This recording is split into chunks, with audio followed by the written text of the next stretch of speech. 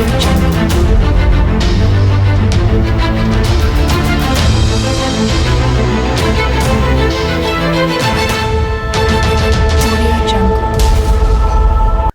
à vous tous qui nous suivez et bienvenue à ce nouveau numéro de votre émission Éveil National. Comme vous le savez bien, c'est chaque jour qu'on est là à votre service pour vous informer et amener chaque Congolais, chaque Africain de partout où vous êtes.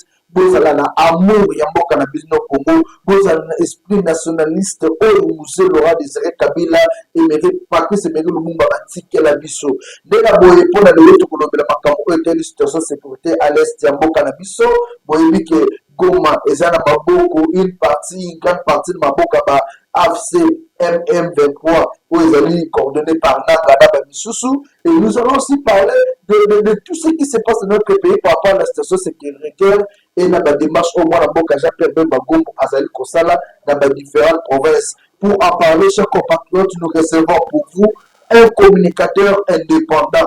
À Boïba, un communicateur MSO, communicateur qui appartient à l'Inor. Il y a un communicateur indépendant, mais il soutient les activités ou ce que fait Jean-Pierre Bemba Gombo pour sensibiliser la jeunesse qui va quand ça va faire décès. Et aussi, c'est un homme qui nous dit que la vérité, flatterie dans mon ocolaï à l'Umola, tout le monde a la vérité de l'eau, puisque bien la population, vous avez besoin de connaître la vérité, connaître la nini. Et je les cas dans Mboka Nabiso Congolais, dans Mboka Nabiso Congo. Moi, dans Mboka, Joël Ilangila, oui, madame. Merci Natondio Botondi Mukanzi Sango pe na pesi mbote na balandi nyonso o bazolanda biso po bayebi ke ndenge mwana mboka Joël Ilangila vandiawa aye koloba kaka vérité ndenge na lingala balobaka aye koteta vérité ndenge batetaka ndika yango omoni tuye awa po juste tolobela bana mboka vérité na makambo nyonso oyo eza koleka na république na biso. Alors mboka na biso Congo depuis un certain moment tout le monde y a l'esprit à Mobutu Kati Boyo. Est-ce que le loyo Congo de mosumona ndenge zo ke ko mona partie est Goma na maboko ya nanga ezo lobela obi. Bon, ndeko soki na moni mboka na maboko ya nanga ndeko epa na ngai nazomona ngo eloko moko ya makasi ezali te mboka pe eza mboka mobimba te ezali kaka mwa Goma wana o azwi soki lelo nanga akomiti azwa Goma parce que tozali na ba traître na kati ya république na biso république na biso pe armée na biso ezali infiltré na ba Rwandais. Yango nous avons nanga azwi même na audace lelo a récupéré ata Goma parce que armée ezalaki infiltré armée jusqu'à présent ezali infiltré na ba traître ya minene depuis ba généraux au bazali polo nazo épargner mon tutende depuis ba généraux mais pour ba to longola soki chiwewe parce que azali expert na retro commission. Oh, mais on a fait une histoire bon na yo kaka moi passant. Tu vois azalaka na ba fond kuna siko ba yemo banda opese mbongo pa somba minduki. Ta ba opese mbongo somba minduki ba asanga siko retro commission ya 200 millions de francs, 200 millions de dollars. Retro commission on attend chef d'état major traître ya ka traître. Oh, ta ko siko asengi retro commission on de kola de lo solo wana na yo kaka mona na circuit moko interne. Ba bengi chiwewe azalaki te azalaki na bafoko na bakati ya zamba bato wana bayo komona babino tobenga quand même ministre ya défense mona mboka Jean-Pierre Bemba à l'époque azalaki ministre à l'époque Jean-Pierre Bemba ministre de défense ndeko pa bayo benga Jean-Pierre Bemba non makambo moko eza boye mais etikali 200 millions de dollars Jean-Pierre Bemba bi nani alobi na bino mamba ba commission wana oh non ezalaki cri ya ba général chiwewe na ba généraux mosusu ou à la traître Jean-Pierre Bemba bien retro commission de 200 millions de dollars bon ça va bozelanga muke Jean-Pierre Bemba net azala moto bo sembo mais c'est correct à quel moment ça va manger de l'état oh dans la situation là boy 200 millions et tu galères chef de l'état en blague il dit c'est oh mais Jackman tout le monde a mis tout ces actes mbongo wana za mbongo yo to lito somba binduki na bani loba na bango batinda na compte na compte na yo bazui batindi 200 millions de dollars wa ndeko chef de l'état azui so bon wana azomisa okaka bato somba nsusu minduki ta tant le traître wana bimi groupe va traître wana babimi ba ko découvrir que oh ba benga bato wana au nom déjà to beka ki ministre de défense to bindi mbongo setinda maki sikobo yo mona ba ndenge German te dazala kana autour de situation boy nene pour situation bo chef de l'état et mo va bien situation ya kimoyibi autour na ndenge nini yango omonaka na époque wana bango batraite basangani bakei kointoxikaka Jean-Pierre Bemba epai ya président Félix Tshisekedi po balongola ye na défense batikela bango couloir ya moyibi non seulement couloir ya moyibi mais batikela bango lisusu couloir mpona kokotisa ba M23 parce que Bemba na mutuna ezalaki ke 9 fois bunda bitumba mais batraite wana na mituna bango ezalaki guerre politique batika ba M23 bakota po ba M23 bakoma so balingi bakota babengi bagénéraux tout ça 2 millions de dollars en wana tikela de la polili on va FARDC n'a pas babunda commandement ekomi nde kosala maintenant FARDC va replier est-ce que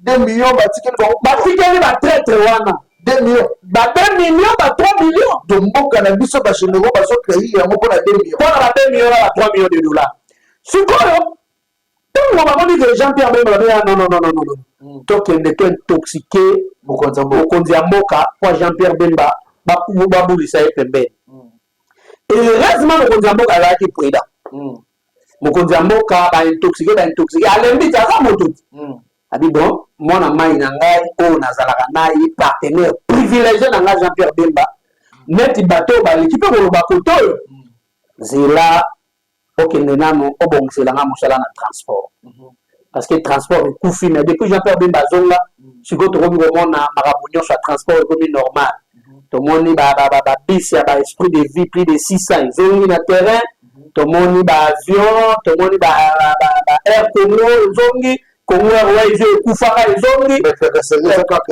tracasserie akorégularize yango parce que ye azali moto azali kosala mosala na ordre mpe alobaka mingi te mais aréagisaka plus na baacte wana ya Jean-Pierre Bemba meko baye kobulisa Jean-Pierre Bemba na transport ntango kaka babulisi Jean-Pierre Bemba lokola bango bazalaki batraître esali eta 3 mois te goma yango wana ekwei Jean-Pierre Bemba neti un patriote abi non il faut nasunga ndeko na nga Félix Tshisekedi yango moni Jean-Pierre Bemba azolala lisusu te Jean-Pierre Bemba azo mobilisé na ba province nyonso azoli pe kanyaka non Jean-Pierre Bemba kutu pona kanyaka koloba te que Jean-Pierre Bemba lia kanyaka parce que Jean-Pierre Bemba azo mobilisé parce que azali un vrai patriote moto alingi mboka na ye te moto yokana ebeli German azwaka baavion akemo azongi boyi kaka pamba boyi mais soki olobi ebeli German baye kaka moto aza zigzaga chemin te moto aza sur les 3 chemins German c'est un noble soki olobi lelo totanga 4 politiciens Congo il faut wana na German parce que German ndenge avandaka wana na kabila te tobalaka na German te ona na histoire ya kala te maza politicien mais nayebi sio bapoliticien ya solo sikoyo so olingi okanda il faut banana na German te wana bahistoire ya kala mais je vous dis maza kati lelo mais kabila wana kaka wana Kinshasa bomona spectacle les gars na German bomona mote bobungi 15 militaires bazobundisa babataillon pe bato bazokoka te yango tolobaki ke German il est capable ya kosilisa guerre oyo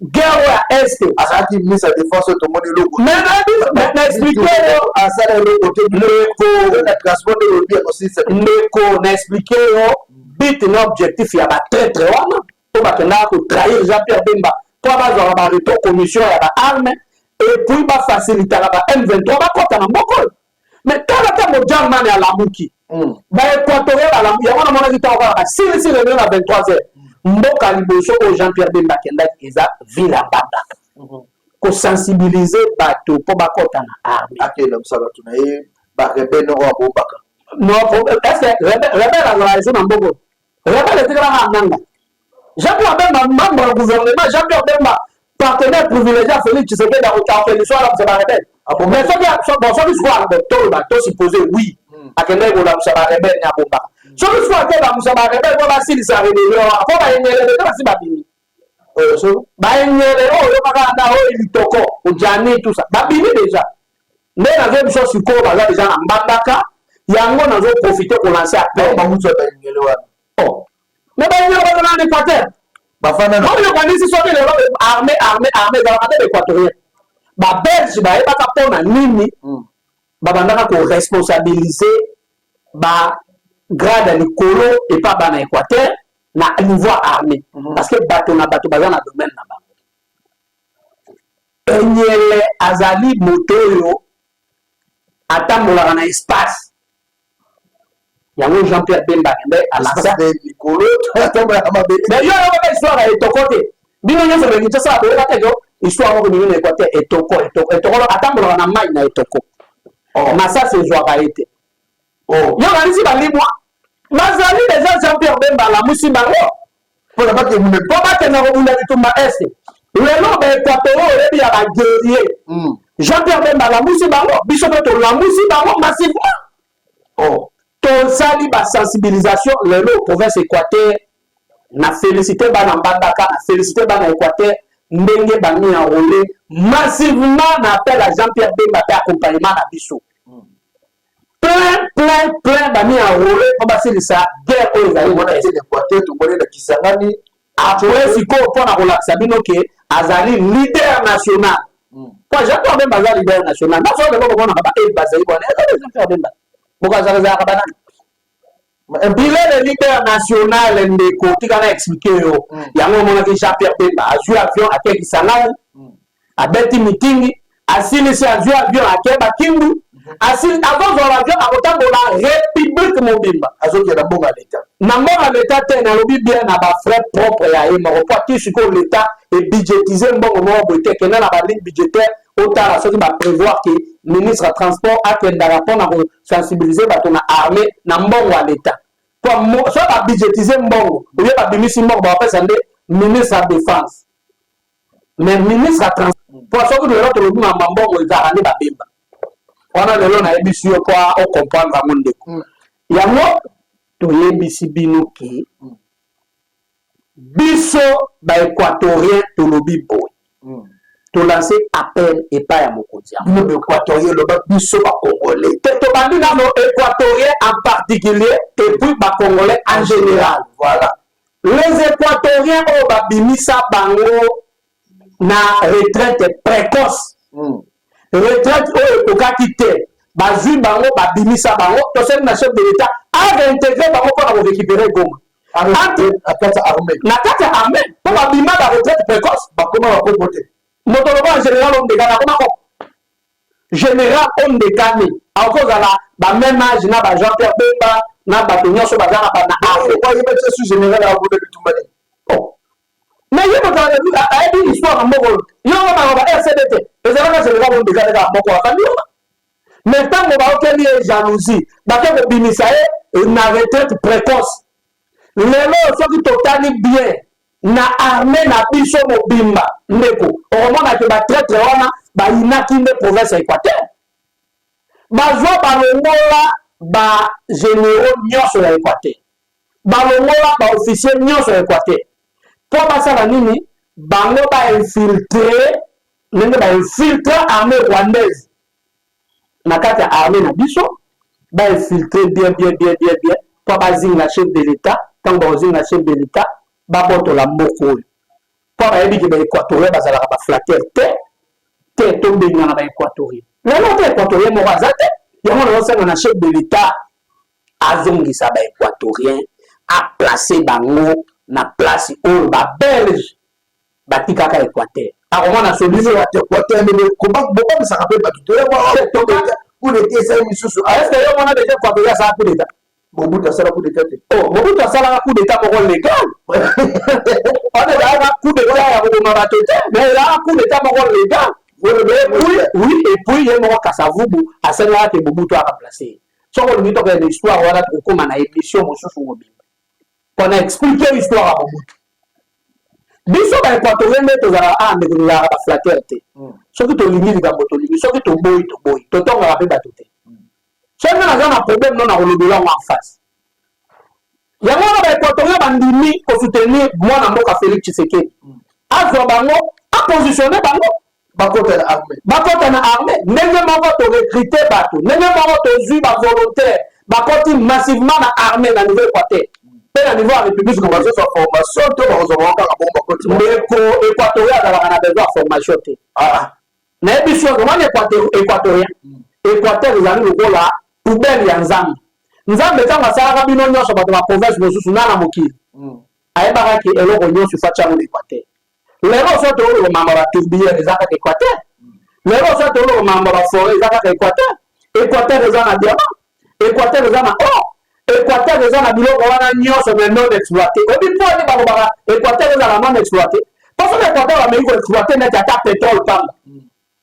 Mais mboka eziki bato biso to zali na bassin na C et combien da pétrole nyonso yo. So to bito exploiter ta diamant. Mais ba mboka nyonso libeba. Yango moni poubelle à nzambe de la rana Équateur. Tango asali mundele, asali motomwindo, azui maele wana akota boki yango na Équateur. Yango moni ba équatorien basala ba flèche. Hein? Pour ba na ngolo liki na linga. Un équatorien abomaka likato, abomaka sondo, abomaka mbuli saba prendre na flèche. Bon ba mundiki. Bon ndeko. Équatorien ça joue mundu to la kesi deux fois trois fois.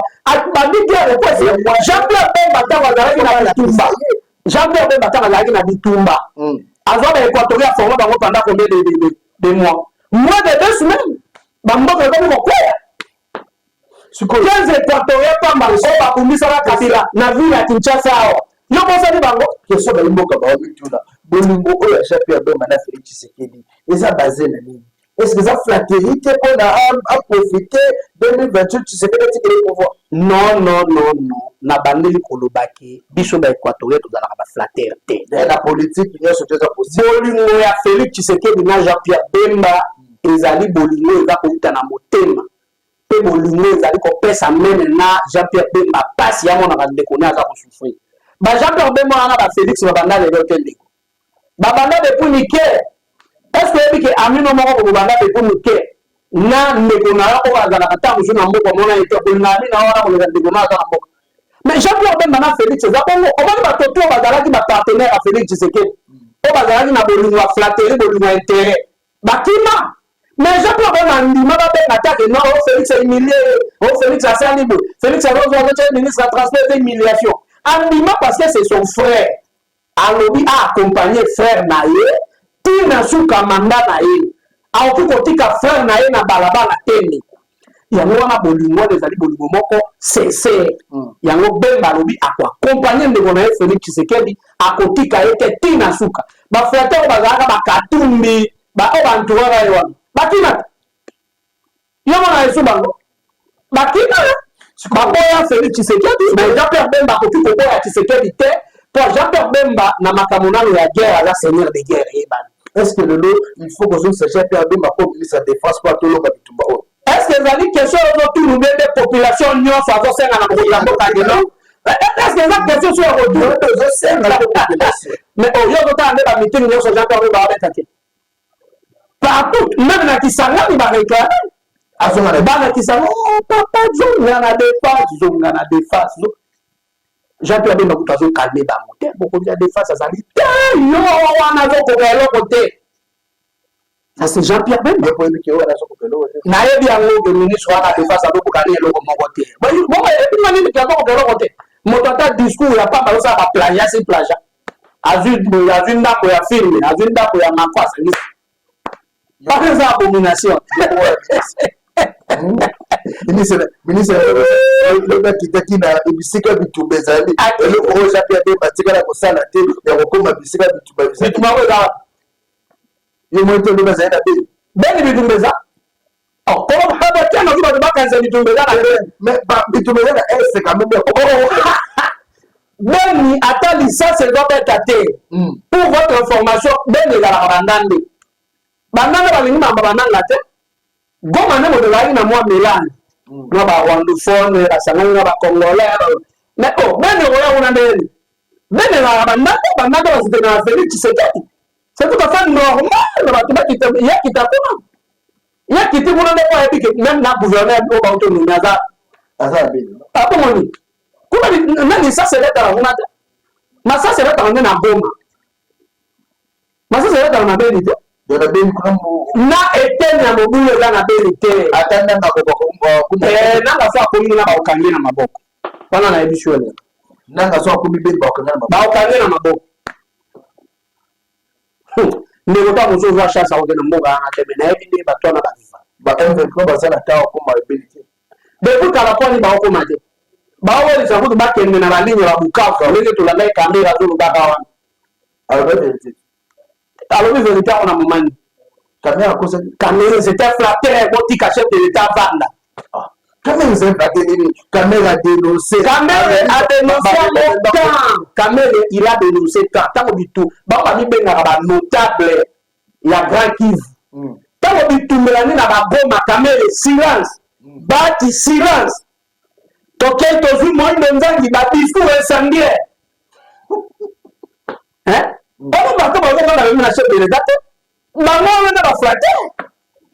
Bavandi calme bazo chuba chef de l'État bandite. Même la gouverneur wa bino ko ma na ko ma politicien wa. Comment on est là? Nous mo bolanda la information. Yo bien on ngana te ko. Yo ko ba ba ko mo le me ye bit. Gouverneur ba nommé na na bien mungu. Te abo ko mo na bino mo ko pila. Oh, c'est parti à la tire de la tire qui a yo ne mo ba ba yesu ba ko ma ba ko. Nous avons respect à la démenti. Tout le monde n'était pas besoin de bon, on va démentir de la humanité. Il fallait le voir les bosso, bango basala et zalande, que soutenir FARDC dans la déclaration basali. Mais bazo soutenir FARDC. Ma soutenir dans moment ni on comme déjà quoi. Bon mais quoi non on va déclaration. Avant qu'on m'a quoi avant de nommer la Congo, il y a la gouverneur. Bino ko zala toi. Mais tout le monde peut question. Mais tout le monde a passé ba yo kate yo de répondre au dans makasi. Il paraît que ba tsaluba qui a salé pe moi renela ba M23. Ba si ba ba bloqué na sud Kivu. Il faut qu'il soit. Na ba tsaluba ni. Bon ba ti déjà ba lo ba bloqué wana. Oh lo bi wana que non ya ba si ba bloqué ni te ba sa ba ti la bloqué. Bon, là na on dit solo terme. Là na confirmer la maman bango basala.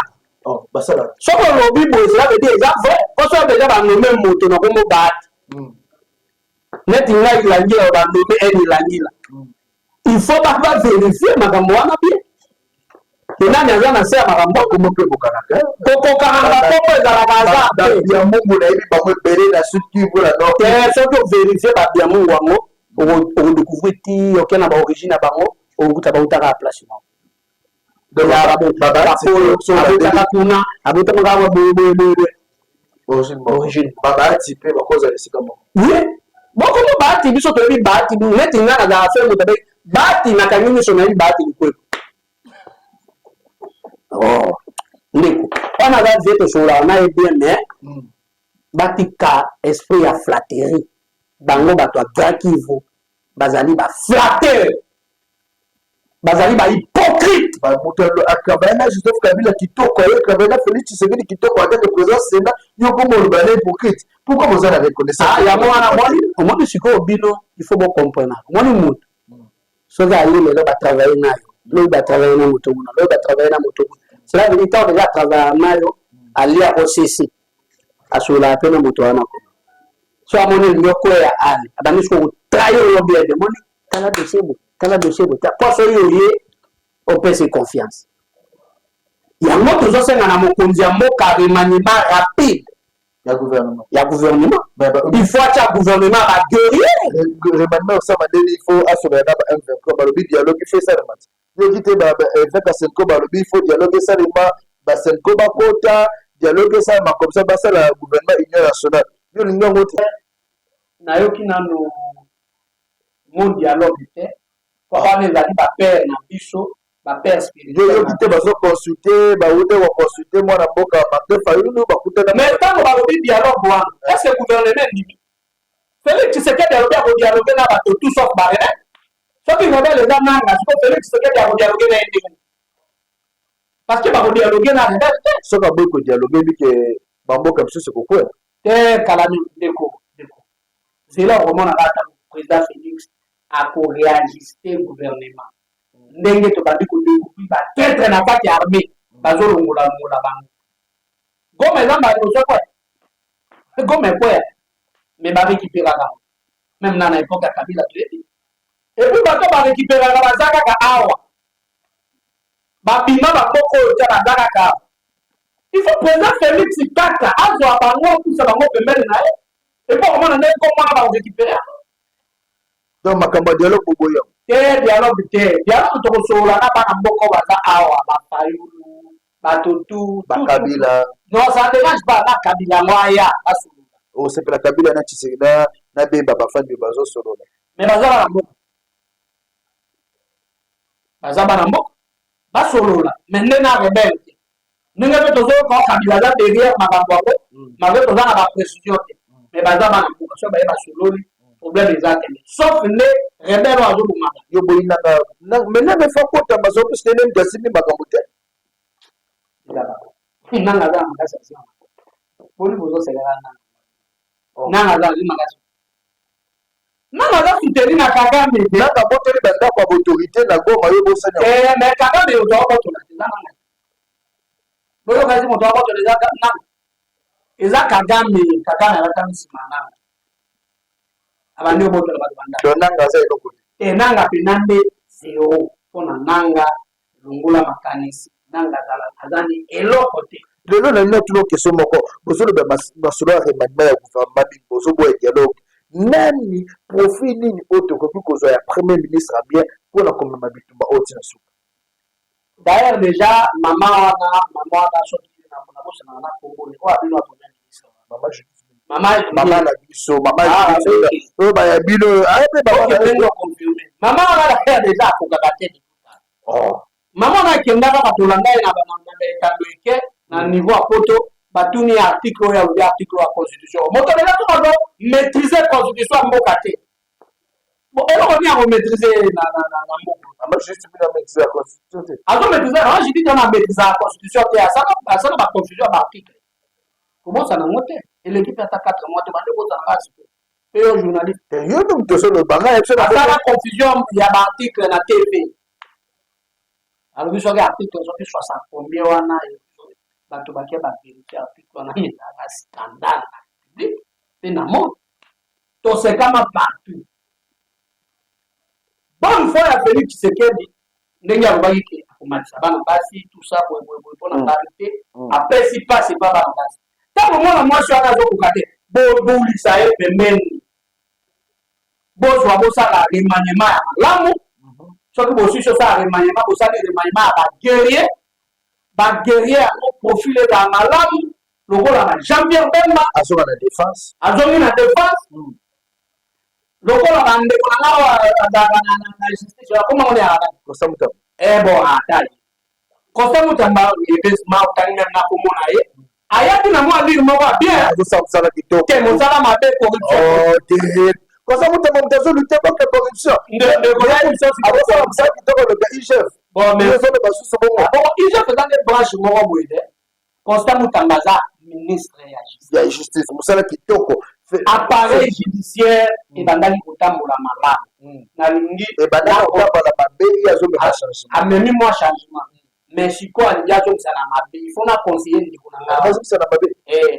Oui, ça qu'on lingi teke na conseiller, ça veut dire na zo mener place au na kolinga. To ko pa na mena na mabe ndenge. Amene on na mabe, corruption zo ngi na kati ya. Tika mo. Tika décourager. Pour preuve ndeko, tika décourager, corruption zo ngi lwa. Pour preuve ndeko. Na okena no plus loin ndeko Constant Mutamba place ya Zali. Il faut y baki mbongo oyo batindelaka ba prison na ba province nyonso na la ville ya Kinshasa ezalaka 15 milliards de francs congolais na préciser na chiffre 15 milliards de francs congolais chaque mois. Mais tant mbongo wana ezobima bato basali calcul ya bambongo ekendaka na ba prison esali kaka 4 milliards pamba. 11 milliards, balobi Constant Mutamba na équipe ne balia. Yango nezo sali Constant Mutamba. Il faut Constant Mutamba bima na dossier wana. Il faut bima na dossier aux amis jeunes oyo biso nyonso. Comment mozo Vous allez jeune 15 milliards et bimaka. 15 milliards de prison ya République Mobimba. Ils ont attaqué 4 milliards. 11 milliards de biama. 11 milliards par prison. 11 milliards de politique. Zana, net prison makala bazoka 15 milliards. Non. La prison sur la République, mbongo ebimaka 15 milliards. Na 15 milliards wana bakabolela na prison sur la République kaka 4 milliards. 11 milliards. 11 milliards eliama. Tikotango bato bazolia ezobima na kombo moto te ezobima na kombo Constant Mutamba. Constant Mutamba ozali ministre totielaki motema, ozali na profil moko ya kitoko, ozalaki na probité morale irréprochable. Mais on compte ici qu'on a magouille. Pourquoi vous citez comme moi à Constant Mutamba? Est-ce que maintenant vous citez comme moi? Maintenant vous citez comme moi à Constant Mutamba. N'est-ce pas le ministre qui t'est? Il faut arrêter à quoi il y a ma est-ce que vous avez écouté? Qu'est-ce que vous vérifiez? Ça va calculer la prison ya RDC. N'a pas monté à tout les là-bas. Qu'est-ce que la ministère de la justice? Constant Mutamba n'a rappelé les sous na appareil judiciaire. Oyo za ko diriger. Na rappeler que tant de loi injustice c'est ça le mabocha kati. Équatorien azat. Na bien ya agent équateur. Quand on tali ba procureur, quand on tali ba 3 millions soana. Équatorien azat. Cela veut dire que on passe à équatorien puis mission on est dans kuta sala code d'aller si la tête. Équatorien dans un appareil judiciaire. Deuxième point ba suspendre IG. Il y a casier judiciaire, il y a police judiciaire. Inspecteur général Boya, Kumba Boyangoa. Ba suspenda ye na maman azalaka liboso likolo ya mbongo ya faux secret de recherche. Nyonso wana kwa IG wa sikoyo azwaka $100,000 azomsela la ministre. Et puis ministre wa zaki Constant Mutamba te, zaki maman Constant Mutamba remplace. Constant Mutamba oye, au moins va suspendre moto. Illégalement. Suspension est signée. Normalement, ce qui est suspension est signée après 3 mois, va clôturer action disciplinaire ou bien va clôturer que il faut motowana azonga automatiquement. Mais motowana azonga que il est long. Kaka po aza ekwato.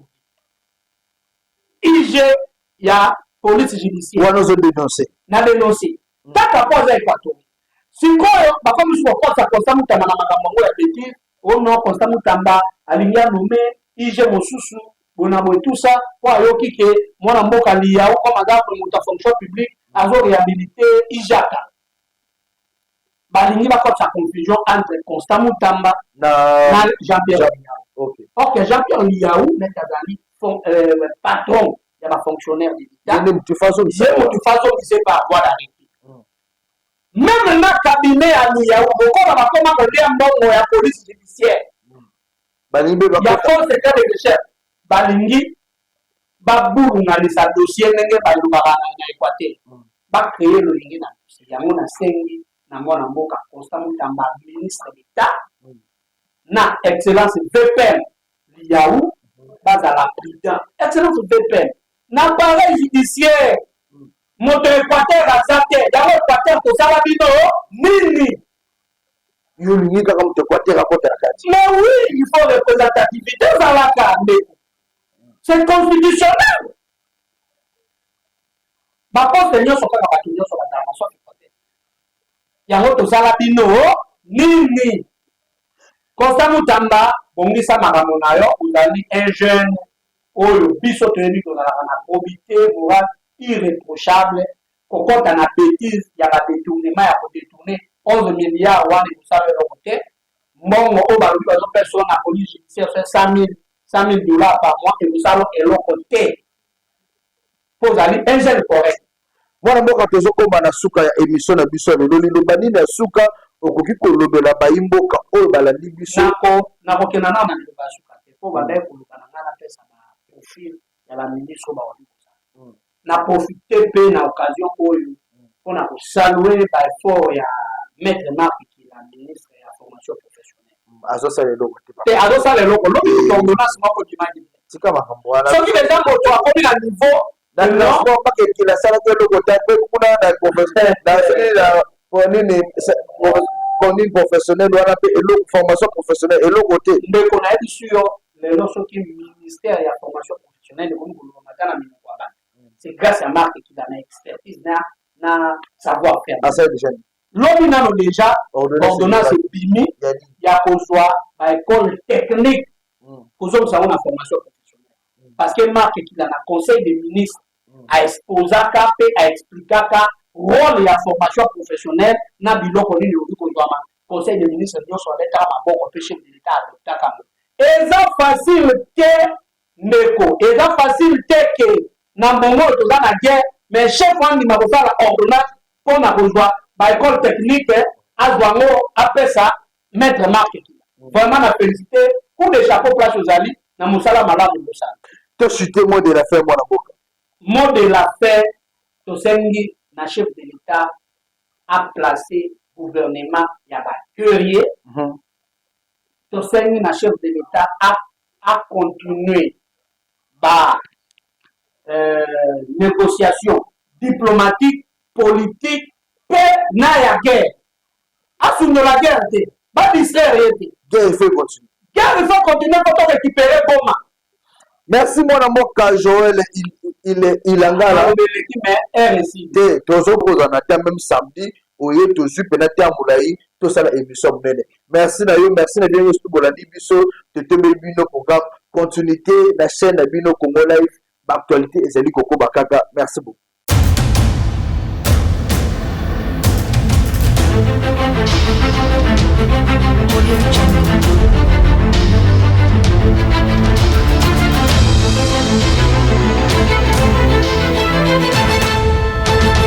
Audio Jungle.